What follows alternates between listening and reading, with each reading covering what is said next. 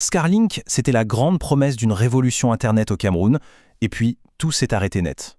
Aujourd'hui, on va décortiquer ensemble ce bras de fer assez fascinant finalement entre un géant de la tech et un État qui défend sa souveraineté. L'idée de départ, elle était simple. Un Internet rapide, fiable, pour tout le monde.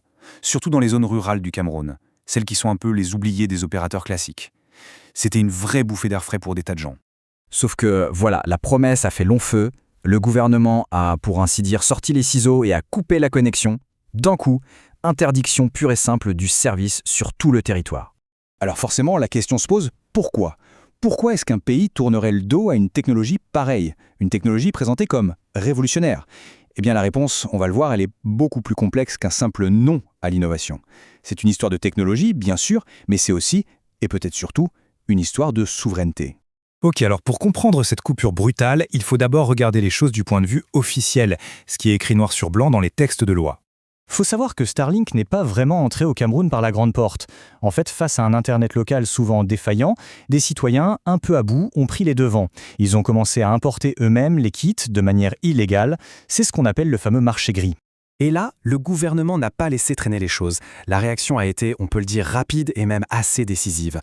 Si on regarde la chronologie, en quelques semaines à peine, c'était plié. Détection, saisie et hop, suspension du service. L'aventure Starlink, du moins cette première aventure, était terminée.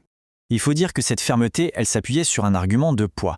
D'un point de vue purement légal, Starlink était complètement hors jeu, hors la loi. En fait, l'entreprise était en infraction directe avec une loi qui date de 2010 sur les communications. C'est simple, pour opérer, il faut une licence et il faut que le matériel soit certifié par le régulateur local. Starlink n'avait ni l'un ni l'autre, point. Mais, et c'est là que ça devient intéressant, l'explication juridique, c'est un peu la partie visible de l'iceberg. Si on creuse un peu, on tombe sur des enjeux bien plus sensibles. La sécurité nationale et sur mot qui revient tout le temps, la souveraineté numérique. Cette citation de la ministre des Télécommunications, elle résume parfaitement l'état d'esprit du gouvernement. En gros, elle dit « L'Internet, oui c'est essentiel, mais pas à n'importe quel prix. Surtout pas au prix de perdre le contrôle sur notre propre espace numérique. » La crainte principale du gouvernement, elle était assez simple à comprendre, c'était de voir se développer une sorte de réseau parallèle, un réseau au-dessus du réseau, totalement invisible et hors de contrôle des autorités. Un outil qui pourrait être utilisé pour des activités illégales ou pire, pour des actions de déstabilisation. Et pour bien montrer qu'il ne plaisantait pas, le Cameroun a musclé son arsenal juridique juste après, avec une toute nouvelle loi sur la protection des données. Et là, quand on voit le tableau, les amendes sont juste colossales. C'est un message très clair envoyé à tous les acteurs étrangers. Ici, les règles, ce n'est pas une option, il faut les respecter. Voilà pour le côté sécurité. Mais il y a un autre front qui s'est ouvert, et pas des moindres, le front économique. Parce que l'arrivée de Starlink, ça venait menacer de plein fouet les intérêts de l'opérateur historique du pays. Ici, l'enjeu pour Camtel, l'opérateur public, il est juste énorme. On parle de près de 600 milliards de francs CFA investis dans un réseau de fibre optique. Imaginez, un investissement colossal que l'agilité de Starlink risquait de rendre un peu obsolète, surtout dans les zones reculées où la fibre n'arrive pas. Du coup, cette menace, elle a complètement divisé le marché. D'un côté, on a l'opérateur public, Camtel, qui se met en position de défense pour protéger son prix carré, et de l'autre, ses concurrents privés comme Orange ou MTN, qui eux y voient une opportunité. Ils se disent, tiens, on pourrait peut-être s'associer à Starlink pour étendre nos propres réseaux 4G et 5G.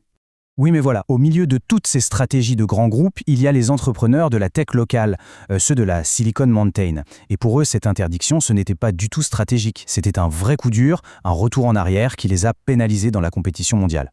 Finalement, après cette grosse épreuve de force, les choses ont commencé à bouger. On est passé d'une logique d'interdiction à une logique de négociation.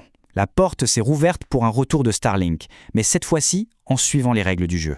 Et pour ce retour, le gouvernement a été très clair sur ses conditions.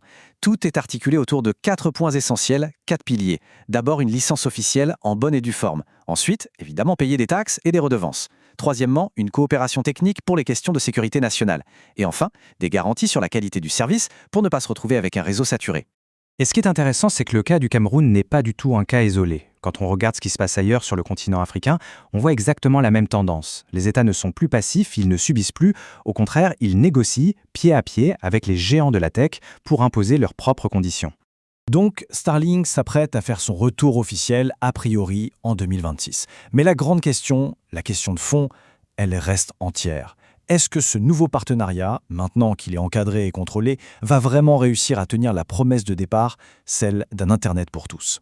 Trouver ce juste équilibre entre l'innovation et la souveraineté, ça reste plus que jamais le grand défi.